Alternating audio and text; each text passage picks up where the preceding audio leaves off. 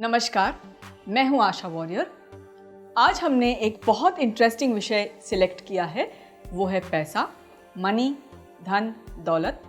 ये क्या है और इसका प्रभाव आपके मन पे, आपके शरीर पे, आपकी चेतना पर क्या होता है। तो आइए सुनते हैं मनी वर्सेस लाइफ।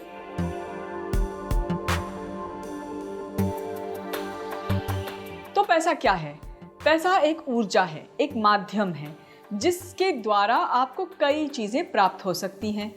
क्या हम पैसा खा सकते हैं? नहीं। क्या हम पैसे पे सो सकते हैं? नहीं। क्या हम पैसे को पहन सकते हैं? नहीं। तो ये इतना इम्पॉर्टेंट क्यों है?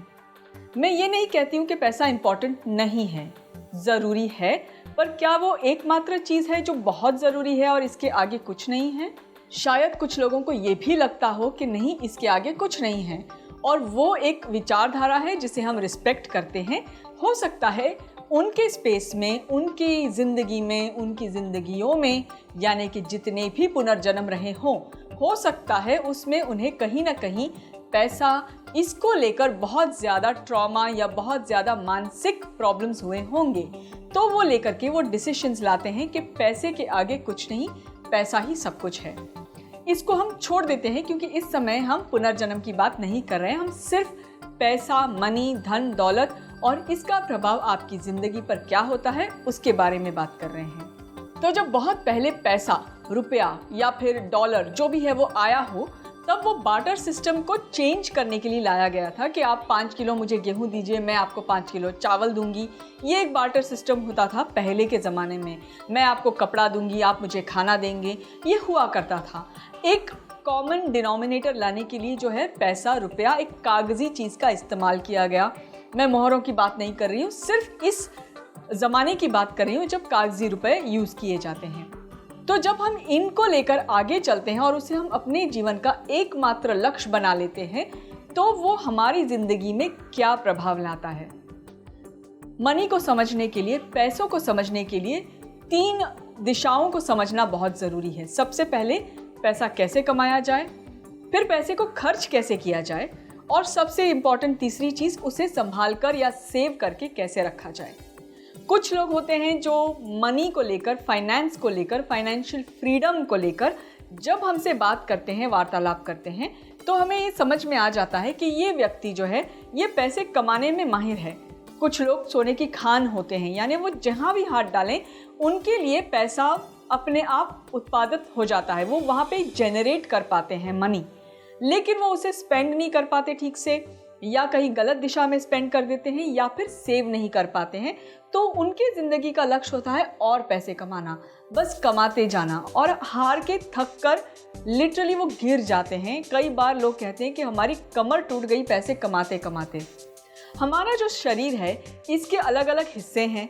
कुछ हिस्सों में जो है, जैसे कि आपके कमर का निचला हिस्सा, जो हम रीढ़ के जो नीचे का हिस्सा होता है, वहाँ पे सबसे ज़्यादा प्रॉब्लम्स आती है जब हमें फाइनेंशियल फ्रीडम या फाइनेंसिस की प्रॉब्लम होती है। तो कई बार स्लिप डिस्क, ये जो प्रॉब्लम होती है, और लोग जब कहते हैं कि हमें स्लिप डिस्क की प्रॉब्लम है या साइटिका की प्रॉब्लम है, तो कहीं ना कहीं उनकी विचारधाराओं में फाइनेंस को लेकर बहुत ज़्यादा स्ट्रेस है।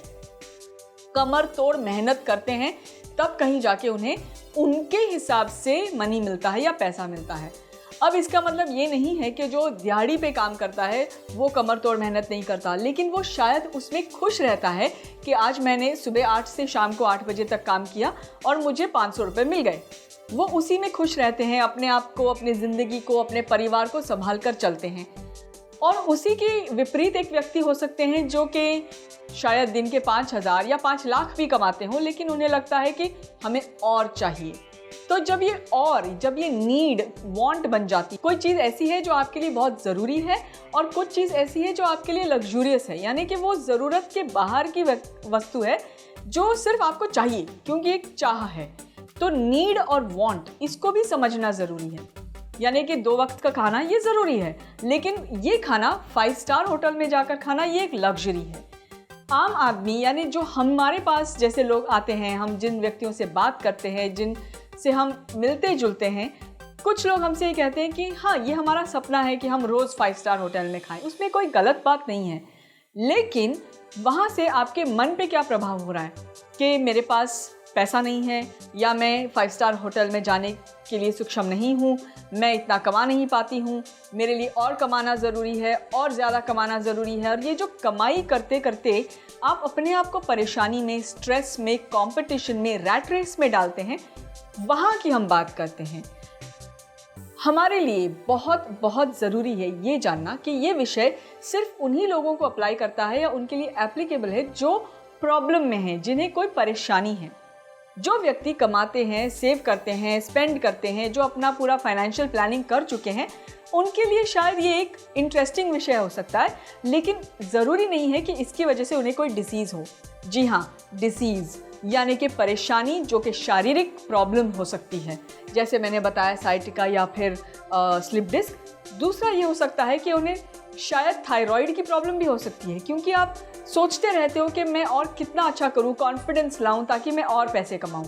ये जो और कमाने की ज़िद होती है, ये अलग अलग चीज़ों से, जब मैं अपने आप को आपसे कंपेयर करती हूँ, जब मैं ये कोशिश करती हूँ समझने की कि आपके पास ऐसा क्या है जो मेरे पास नहीं है, आप कैसे कमा सकते हो और मैं कैसे नहीं कमा सकती, तो ये जो क्वेश्चन मार्क होता है, ये कंपटीशन जो हम करते हैं, इससे हमारे विशुद्धि चक्र पे प्रभाव पड़ सकता है, जो कि आपका थ्रोट चक्र है, जिस वजह से थायराइड पे प्रॉब्लम आ सकती है। मैं कई बार आपको कुछ ऐसी डिजीज़ की बात बताती हूँ जो शायद लास्ट स्टेज के हो सकते हैं, कि खांसी, सर्दी, जुकाम से शुरुआत होती है पर थायराइड पे एंड हो सकता है। आपको डराने का मतलब नहीं है, मतलब ये है या मकसद ये है हमारा कि आप समझें कि आपका कौन सा विचार आपके किस चक्र पे प्रभाव ला सकता है, उसे असर कर सकता है या उस पर असर कर सकता है, और फिर उसको प्रॉब्लम में ले जा सकता है, कोई डिजीज़ दे सकता है।